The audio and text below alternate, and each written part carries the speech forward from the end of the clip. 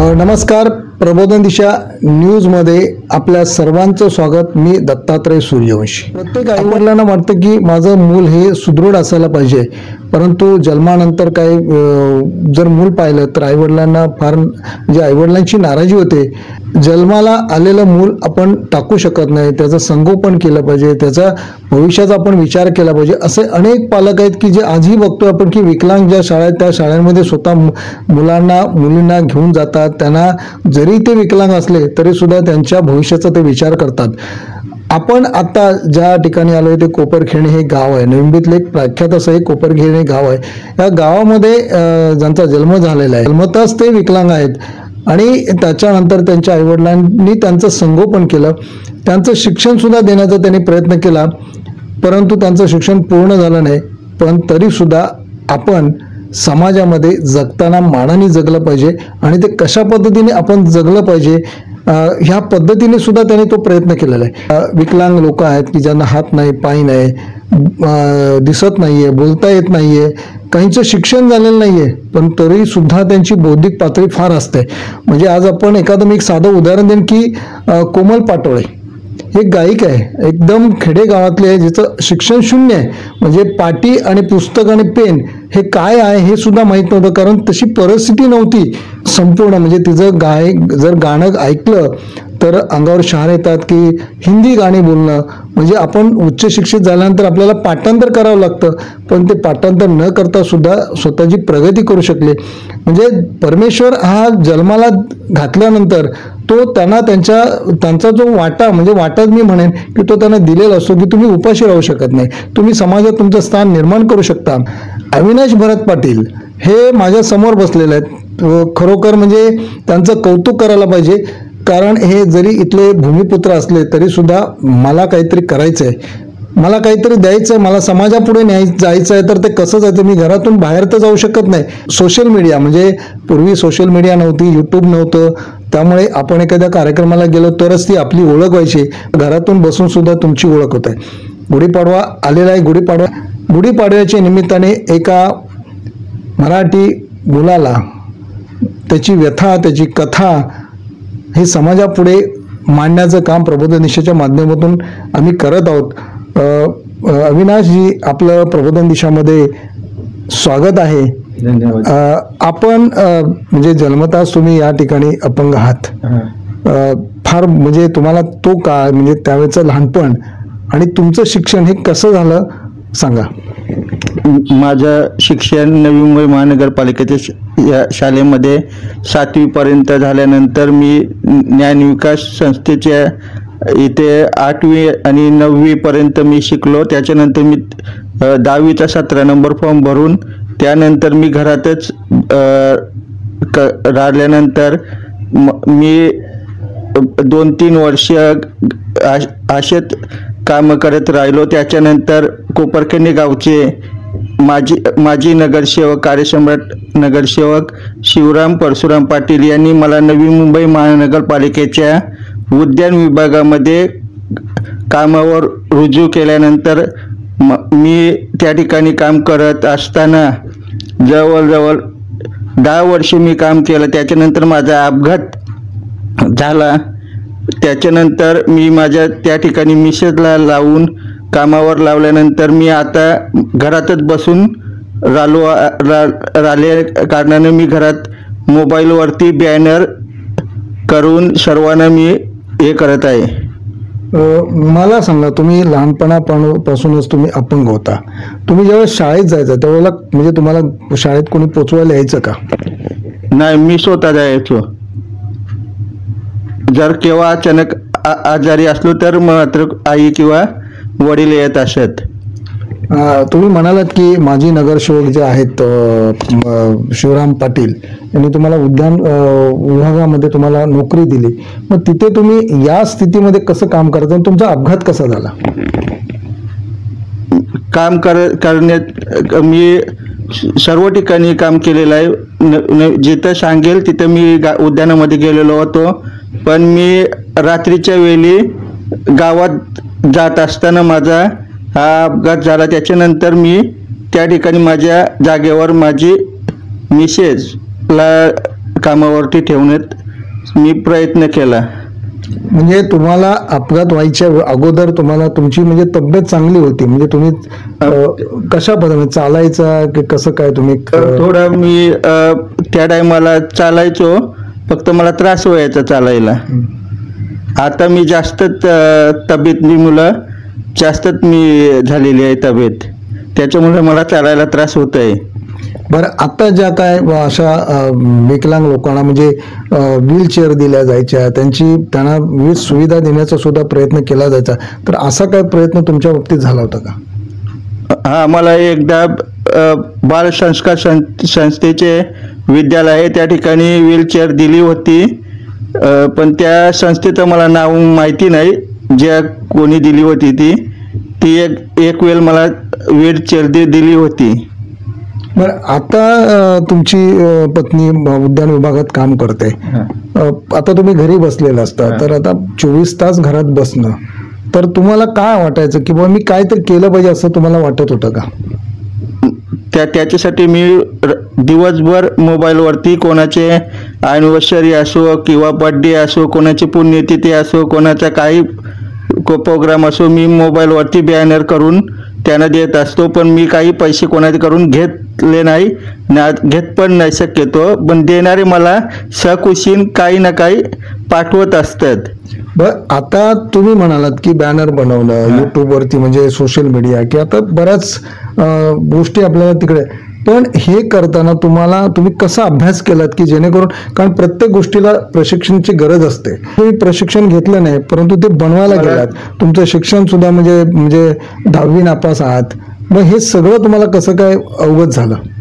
मापे गावातील शरद डाऊलकर आणि गोठोले गावातील रोशन म्हात्रे यांनी मला फोनवरून ज्या पद्धतीने एडिटिंग करतो त्या एडिटिंगसाठी मला मोलाचं सहकार्य या 2 व्यक्तींनी दिला. त्या अनुषंगाने मी आतापर्यंत माझी मोबाईलची कला अवगत ठेवण्यात आलेलो आहे. आता तुम्ही तर हे मोबाईलवरती तर करताय, महानगरपालिका असेल, राज्य सरकार असेल किंवा केंद्राच्या अशा विविध योजना आहेत, म्हणजे प्रत्येक गोष्टीला म्हणजे दिव्यांगांसाठी योजना आहेत, तर तुम्हाला असा काय महानगरपालिका महानगरपालिकेचा किंवा राज्य सरकारचा किंवा केंद्राचा असं काय तुम्हाला आर्थिक मदत असेल किंवा काय योजनेचा तुम्हाला लाभ झालाय का? मी संजय गांधीच्या निराधार योजनेमध्ये मी दरवर्षी लाभ घेत आहे. त्याच्यासाठी वर्षाला फॉर्म भरावा लागतो, तो मी भरत आहे. महानगरपालिका म्हणजे 21व्या शतकातली अद्यावत अशी महानगरपालिका म्हणून आपल्या नवी महानगरपालिकेकडे बघितलं जातं. तुम्ही भूमिपुत्र आहात, तसंच महानगरपालिकेच्या या महापालिकेच्या माध्यमातून तुम्हाला काय अर्थसहाय्य असेल किंवा काही विविध योजनेचा लाभ झालाय का? महापालिकेकडून काही मला अजूनपर्यंत आपली जी हँडिकॅपसाठी जी STD साठी पहिला बूथ साठी मी प्रयत्न केला, पण मला तो मिळाला नाही. आता परत काही योजना आल्या त्याचाही लाभ मला झाला नाही. बरं, त्यासाठी तुम्ही काय प्रयत्न केलाय का? किंवा स्थानिक नगरसेवक असतील किंवा अन्य कोणी समाजसेवक असतील, कारण तुम्ही तर बाहेर जाऊ शकत नाही, तुम्ही तर सगळ्या गोष्टी करू शकत नाही, ही दुसऱ्यांकडूनच तुम्हाला ती करावी लागणार आहे, तर त्यासाठी तुम्ही कोणाशी चर्चा केली का? तुम्ही एखादं निवेदन त्यांना दिलंय का? नाही, मी प्रयत्न परत केलाच नाही, कारण मी कामावर असल्या कारणानं मी त्या गोष्टीमध्ये इंटरेस्ट नाही घेतला. कारण मी स्वतः नवी मुंबई महानगरपालिकेच्या उद्यानामध्ये काम करत असताना मला अशी जाणीव नाही झाली का मी फॉर्म भरून हे करू शकतो का असा. पण आता तुम्ही म्हणताय की तुमची पत्नी त्या ठिकाणी काम करते, म्हणजे आता तुमचा काय तिथे पार्ट नाहीये? काही नाही. तर आता तुम्ही त्या योजनेचा लाभ घेऊ शकता का? आता माझी कोशिश तीच चालू आहे, कुठेतरी काहीतरी पालिकेने मला आता जे धंद्यासाठी जे काही स्टॉल आलेत ते देण्यासाठी मी प्रयत्न करत आहे पालिकेसमोर. बरं, आता तुमचे आई वडील आहेत, तुमची धर्मपत्नी आहे, ती पण उद्यानामध्ये नोकरी करते, तुम्ही एकटेच घरात असता, मग ज्या वेळेला तुम्हाला काही गरज भासत असेल किंवा ह्या सगळ्या गोष्टीमध्ये हे आई वडील आणि तुमची धर्मपत्नी तुम्हाला मदत करते का? हो, त्यांच्याच मुले मी आजपर्यंत मी 8 वर्ष झाले मी घरात बसल्या कारणानं आई वडील आणि माझी पत्नी आणि माझा लहान भाऊ या 4 मुलं मी आतापर्यंत ते माझ्या देखरेख तेच करत आहेत. बरं, तुमचं आराध्य दैवत कुलदैवत ही एकविरा देवी आहे. तुमच्या घरी नवरात्रीचा कार्यक्रम केला जातो, गौरी पूजन केलं जातं, गणपतीचं सुद्धा तुम्ही या ठिकाणी माघी गणेश ची सुद्धा प्रतिष्ठापना करता. त्यावेळेला तो कार्यक्रम तुमच्या घरी कशा पद्धतीने तुम्ही साजरा करता? 16 वर्ष झाले आमच्या घरी मागे गणेश उत्सव, तसेच 9 ते 10 वर्ष गौरी पूजन दरवर्षीप्रमाणे मी करायचा प्रयत्न आमच्या दोन्ही भावंडाकडून आम्ही ठरवलेला आहे. गणपती मागे गणेश उत्सव हे कायमस्वरूपी आमच्या ठेवण्याचा मानस आहे. तसेच गौरी पूजन सुद्धा 8 ते 9 वर्ष झाले, ती प्रथा आम्ही अशीच पुढे ठेवणार आहोत. आता तुम्ही इथे क्रिकेट स्पर्धा सुद्धा भरत असता, तुम्ही घरातून ऑनलाईन बघत असता, तुमच्या अनेक संकल्पना असतात, पण त्या संकल्पना तुम्ही कशा पद्धतीने जनतेसमोर मांडण्याचा प्रयत्न करता? ऑनलाईन जी आता मोठमोठ्या टुर्नामेंट होत्या, पण आता गावातील सुद्धा ऑनलाईन शक्यतो 3-4 टुर्नामेंट यावर्षी ऑनलाईन ठेवण्याचा ज्या आयोजकांनी ठरवला तो माझ्यासाठी लाभदायक ठरला, कारण मी घरातून लाईव्ह पाहण्यासाठी उत्सुक होतो. कारण 3 ते 4 स्पर्धेच्या आयोजकांना मी स्वतः सांगितलं की गावातील स्पर्धा ही लाईव्ह ठेवा. त्याच्यानंतर लाईव्ह ओनर संदीप पाटील त्यांनाही मी फोन करून सांगितलं की गावातील ज्या काही टुर्नामेंट होतील त्या लाईव्हच्या स्वरूपात दाखवण्याचा प्रयत्न करा, कारण आमच्यासारखी माणसं त्या ठिकाणी येऊ शकत नाही, पण लाईव्हच्या माध्यमातून घर बसल्या आमच्यासारख्यांना त्याचा लाभ घेता येईल. त्या अनुषंगाने त्यांनी सुद्धा प्रयत्न केले होते. जे कोणी मला सांगत आहेत बॅनर त्यांचे मी करायला तयार आहेत, पण मला कोणी काही 20-30 रुपये द्यायला सुद्धा मागत नाही. नंतर देईन, नंतर भेटल्यावर देतो, असं तसं काही ना काही कारण सांगून हे करतात. पण जे देणार आहेत ते मला काही ना काही घरी पाठवतात. त्यांच्यासाठी मी एवढंच बोलन, मी 20-30 रुपयासाठी कोणाकडे हात मांडला नाही. जे तुम्ही देता तो मी स्वीकारतोय. कुठेतरी आपली कला किंवा कुठेतरी आपलं घर कुटुंब चालावं म्हणून प्रत्येकाच्या अपेक्षा असतात, आणि अविनाश हा घरी बसून एक कला तो दाखवण्याचा प्रयत्न करतो.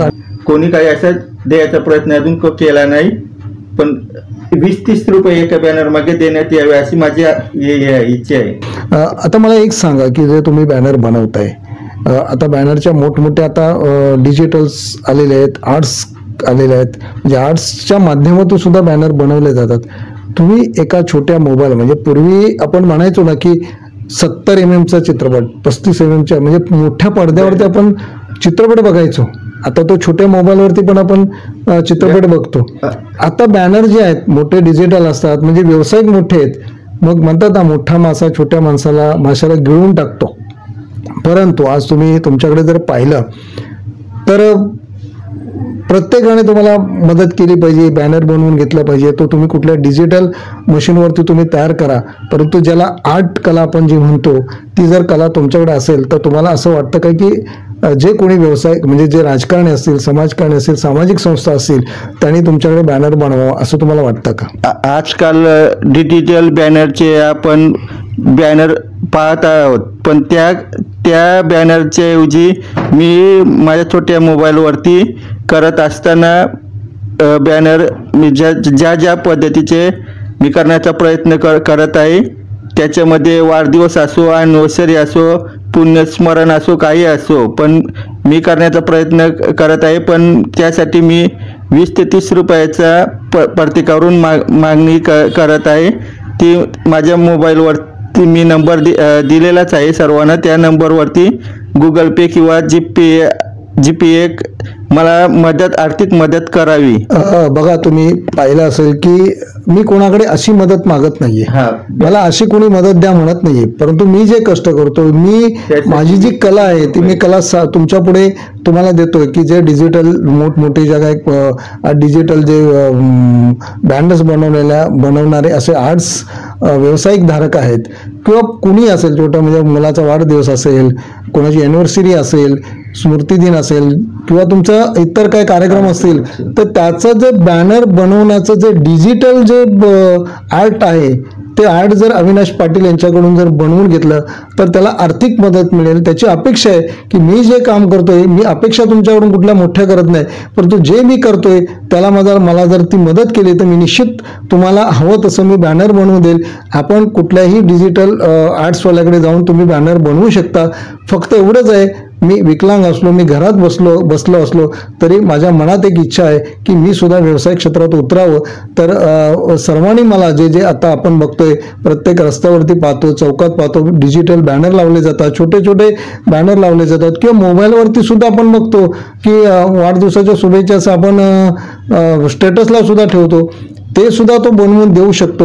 फक्त त्याला मदत हवी, ती आर्थिक मदत हवी, जेणेकरून त्याचं भविष्य घडू शकेल. आज या गुढीपाडव्याच्या निमित्ताने आपण त्याला शुभेच्छा देऊया, कारण अशा व्यक्तींना समाजासमोर आणण्याचं काम आपण केलं पाहिजे, समाजाला जागृत करण्याचं आपण काम केलं पाहिजे आणि ते काम मात्र या ठिकाणी प्रबोधन दिशेच्या माध्यमातून आपण करतोय. पुन्हा एकदा त्याला या गुढीपाडव्याच्या निमित्ताने हार्दिक या ठिकाणी शुभेच्छा देऊया. धन्यवाद.